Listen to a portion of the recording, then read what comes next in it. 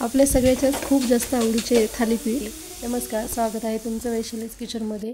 आज आपण खमंग आणि खुसखुशीत थालीपीठाची सुगंधित भाजणी पाहणार आहोत. खरं तर ही भाजणी करायला खूप सोपी आहे. भरपूर कडधान्ये घालून ही भाजणी तयार केली जाते. सोबत हे छान चविष्ट थालीपीठ पण बनवणार आहोत. जर रेसिपी आवडली तर लाईक करा, चॅनलला सबस्क्राईब करा. साधी आणि सिंपल रेसिपी आहे. चला तर मग करूया. आता हे कडधान्ये मोजण्यासाठी घरातल्या कुठल्याही वाटीचा किंवा ग्लासचा वापर करायचा.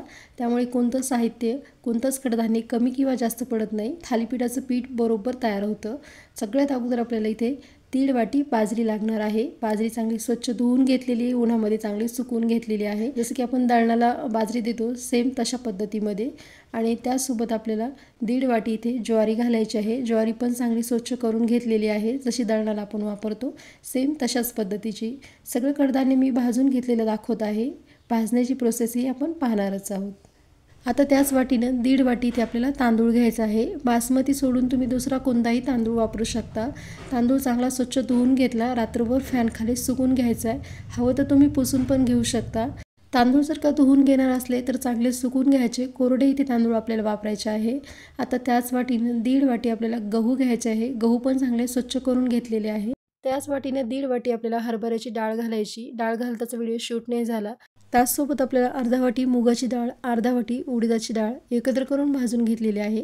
सोबत मोठा 1 चमचा धने घालायचे आहे आणि 1 मोठा चमचा जिरे घालायचे आहे. सोबत अर्धा चमचा आपल्याला इथे ओवा वापरायचा आहे. ओव्यामुळे हे धपाटे पचायला सोपे जातात. आता यामध्ये जेवढे काही कडधान्य आहे ते आपल्या घरामध्ये इझिली अवेलेबल असतात. जर का तुमच्याकडे एखादं कडधान्य नसेल तर तुम्ही त्याच्यात ते स्किप पण करू शकता. इथे आपण हिवाळा असल्यामुळे बाजरीचा वापर केलेला आहे. नाही घालायची तरी पण चालणार आहे. किंवा कुठलं साहित्य तुम्हाला एक्स्ट्राचं घालायचं असेल ते पण तुम्ही याच्यामध्ये घालू शकता. आता हे सर्व साहित्य कसं भाजलंय हे इथे आपण पाहणार आहोत. चला तर मग पटकन हे साहित्य भाजून घेऊया.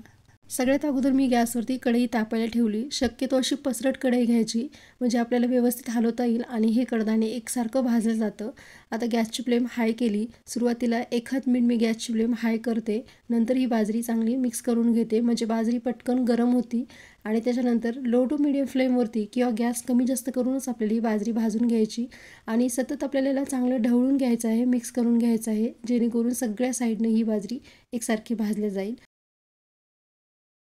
साधारण 7 ते 8 मिनिटानंतर बाजरीच्या अशा हलक्याशा लाह्या व्हायला सुरुवात होते आणि मस्त असा याचा खमंग वास येतोय. तर एवढीच बाजरी भाजायची, खूप जास्त काळा रंग करायचा नाही किंवा खूप कच्ची पण ठेवायची नाही. हलक्याशा लाह्या व्हायला सुरुवात झाली की ही बाजरी आपल्याला लगेच काढून घ्यायची. आता आपण ज्वारी भाजून घेऊया. गॅसची फ्लेम इथे मी सुरुवातीला 1 मिनिट हाय करते आणि ही ज्वारी मस्त अशी पसरून देते. हलकीशी कोमट होईपर्यंत आपल्याला गॅसची फ्लेम हाय ठेवायची. एकदा काही साहित्य गरम झालं की गॅसची फ्लेम कमी जास्त करून किंवा लो टू मिडियम फ्लेमवरतीच हे कडधान्य भाजून घ्यायचे, जेणेकरून हे खमंग भाजलं जाईल. जर काही हाय फ्लेमवर भाजलं तर बाहेरून भाजल्यासारखं वाटेल, आतमध्ये कच्चं राहील. मध्ये मध्ये हलून गॅस कमी जास्त करून हे कडधान्य भाजून घ्यायचे. साधारण 7 ते 8 मिनिटानंतर इथे पाहू शकता तुम्ही हलके अशा याच्या पण लाह्या व्हायला सुरुवात झालेली आहे. ज्वारीचा असा हलका गुलाबी रंग झाला आणि खमंग वास यायला लागला की ज्वारी आपल्याला काढून घ्यायची. याच्यापेक्षा खूप जास्त भाजू नका. खूप जास्त लाह्या पण तयार करायची नाही. 1 अर्धी लाही फुटायला सुरुवात झाली म्हणजे ज्वारी चांगली भाजलेली आहे. थंड होण्यासाठी ताटामध्ये काढून घेऊया. कढई चांगली गरम झालेली आहे. आता याच्यामध्ये आपल्याला गहू घालून घ्यायचे. कढई गरम असल्यामुळे इथे मी गॅसची फ्लेम हाय करत नाही, लो टू मिडियम फ्लेमवरतीच हे गहू भाजून घ्यायचे. गव्हाला थोडी जर का जास्त हीट लागली की बाहेरून लगेच करपतात आणि याच्या लाह्या पण तयार होत. तुम्हाला भाजताना लगेच लक्षात येईल. याला कंटिन्युअसली 7 ते 8 मिनिटं आपल्याला चांगलं मिक्स करून चांगले भाजून घ्यायचे आहे. हलकासा रंग बदलू द्यायचा. हलका एखादा डाग जर गव्हावर पडला इतकेच आपल्याला गहू भाजून घ्यायचे आणि गव्हाचाही मस्त सुगंध दरवळला जातो. गहू जर का खमंग भाजले असतील तर चमचा घातल्याच्या नंतर गहू इकडे तिकडे पटकन पसरतात, जसं की व्हिडिओमध्ये दिसते सेम तशा पद्धतीने. गहू थंड होण्यासाठी ताटामध्ये काढूया. सेम कढईमध्ये तांदूळ घालून घेते. तांदूळ भाजण्यासाठी खूप जास्त वेळ लागत नाही. साधारण 4 ते 5 मिनिटाचा इथे वेळ लागणार आहे. जसं आपण खिरीला तांदूळ भाजतो हलके असे गुलाबी होईपर्यंत किंवा तांदूळाचा छान असा सुवास दरवळेपर्यंत इतकेच तांदूळ भाजायचे आणि कंटिन्युअसली आपल्याला मिक्स करून घ्यायचे आहे. साधारण एक 5 ते 6 मिनिटानंतर इथे तुम्ही तांदूळ पाहू शकता, मस्त असे कडक झालेले आहे, हलकासा गुलाबी रंग आलेला आहे. म्हणजे एका तांदळाचे साधारण 2 ते 3 तुकडे व्हायला सुरुवात झाली. एवढेच तांदूळ भाजून घेतले. आता थंड होण्यासाठी ताटामध्ये काढूया. आता यामध्ये घालूया आपण चण्याची डाळ. चण्याची डाळ भाजायला थोडासा वेळ लागतो, जसं की ज्वारी बाजरी भाजली सेम तशाच पद्धतीनं आपल्याला चण्याची डाळ भाजायची. साधारण एक 7 ते 8 मिनिटाचा वेळ लागेल.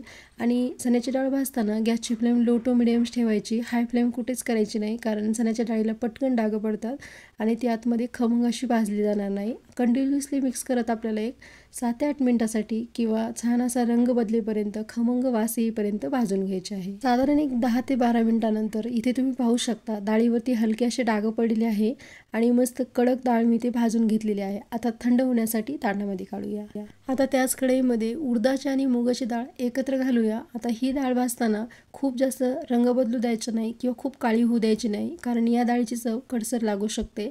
तर मस्त असं मधामधात मिक्स करून गोल्डन ब्राऊन होईपर्यंत, छान कुरकुरीत होईपर्यंत ही डाळ भाजून घ्यायची.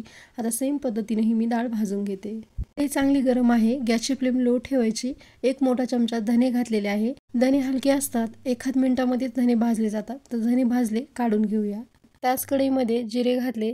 जसे धने भाजले सेम तशाच पद्धतीने जिरे भाजायचे. जिरे भाजायला खूप जास्त वेळ लागत नाही. हलकासा वास यायला सुरुवात झाली की जिरे काढून घ्यायचे. थोडेसे जर जिरे जास्त भाजले तर ते कडसर लागू शकतात. सगळं साहित्य आपण सेपरेट भाजलेलं आहे. असं केल्यामुळे सगळं साहित्य छान असं खमंग भाजलं जातं, कोणतं साहित्य कमी किंवा जास्त नाही. ओवा भाजताना कढई चांगली गरम असते, गॅस बंद करायचा आहे. कढई जेवढ्या गरम असते तेवढ्यावरच आपल्याला ओवा भाजून घ्यायचा आहे. आता भाजलेला ओवा ताटामध्ये काढून घेऊया. आता सर्व साहित्य आपण भाजून घेतलेलं आहे. साधारण एक 7 ते 8 मिनिटाकरता चांगलं थंड करून घ्यायचे. सगळं साहित्य एकत्र मिक्स करूनच आपल्याला हे दळून आणायचं आहे.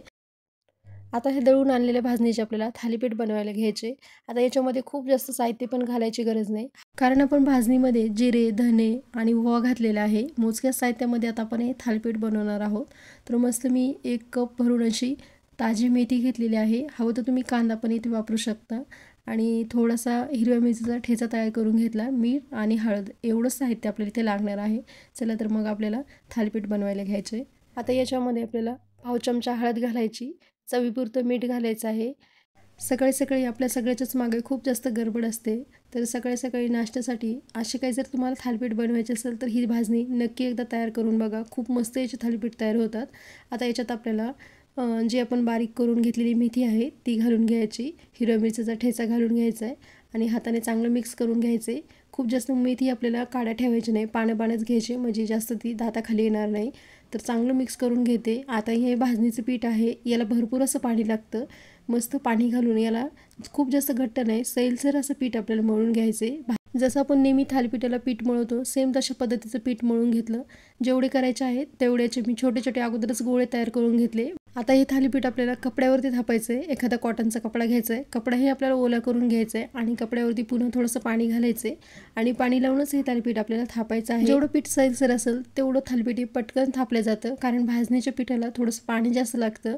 आणि पातळ अशी थालीपीठ मी थापून घेतलेलं आहे. चला मग लगेच आपण भाजून घेऊया. थोडंसं तेल टाकून गॅसवरती तवा गरम करायला ठेवला आणि कपड्यासकट असं थालीपीठ टाकायचे, थोडंसं दाबून घ्यायचे, म्हणजे मग कपडा पण पटकन निघतो आणि थालीपीठ खालच्या साईडनं चिटकतं. गॅसची फ्लेम इथे मी मीडियम ठेवलेली आहे. आता 1-2 मिनटं एका साईडनं आपल्याला चांगलं भाजून घ्यायचं आहे, खरपूस भाजून घ्यायचं आहे. 1 मिनिट झालं की ह्या होलमध्ये आपल्याला तेल सोडून घ्यायचं आहे. असे होल पण करायचे 5, म्हणजे मग वरून तेल सोडल्याच्या नंतर तेल खालीपर्यंत पोहोचतं आणि सगळ्या बाजूने तेल एकसारखं लागलं जातं. हे भाजणीचे थालीपीठ जेवढे पौष्टिक आहेत तेवढेच खायला छान लागतात. भरपूर कडधान्याचा वापर करून हे थालीपीठ बनवले जातात, तर मस्त असे थालीपीठ तयार होतात.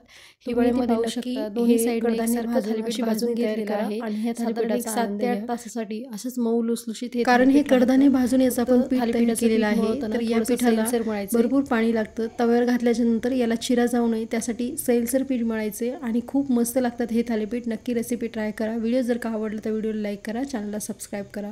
भेटूया पुन्हा अशाच एका नवीन रेसिपीसोबत.